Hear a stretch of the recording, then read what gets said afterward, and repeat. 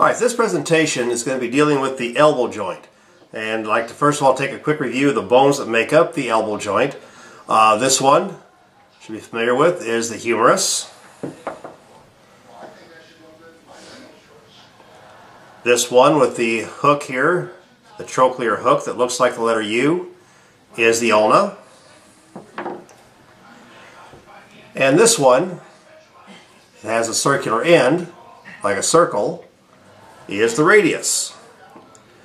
Now, the way the elbow joint fits together, this is the front side of the humerus. You can tell the posterior surface has the olecrayon fossa. The olecrayon fossa is what houses the olecrayon process. Now the main bone, the main stabilizing bone of the elbow joint is the ulna. And the ulna, the trochlear notch, fits into the trochlea. And when the elbow is fully extended, the trochlear notch, or excuse me, the olecrayon process fits inside the olecrayon fossa. This allows the joint to flex. Now, the elbow joint only moves in one direction, back and forth like this. This makes it a uniaxial joint. It only moves in one plane, like this. Now the elbow is kind of special, because while this is the main movement of the elbow, flexion and extension of the arm, the other bone that's in the elbow is a different kind of joint. It's a pivot joint between the proximal head of the radius and the capitulum of the ulna, or of the humerus. It'll fit and it allows it to spin back and forth. Now, while this is the main joint, remember, between the ulna and the humerus, allow the flexion, it is this radial humeral joint that allows the pivoting. So now with this position like this, the elbow, it allows the whole forearm to turn over.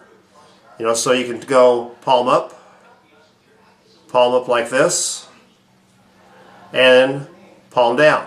It just pivots. When you put them all together, the elbow joint looks kind of like this. Again, the humerus,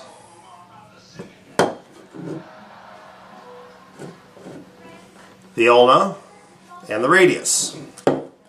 This sits right in here. I'm sorry, ulna and radius sits in here like this.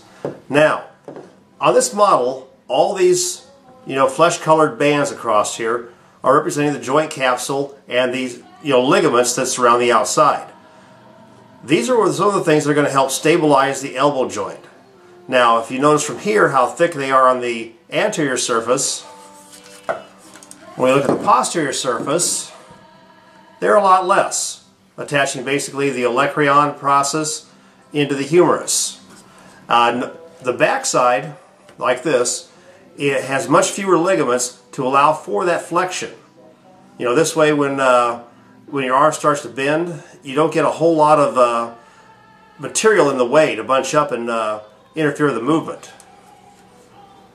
This way, with all this extra ligaments up here in the front, it makes it very, very difficult to force the arm backwards. Now it will allow full flexion of the arm.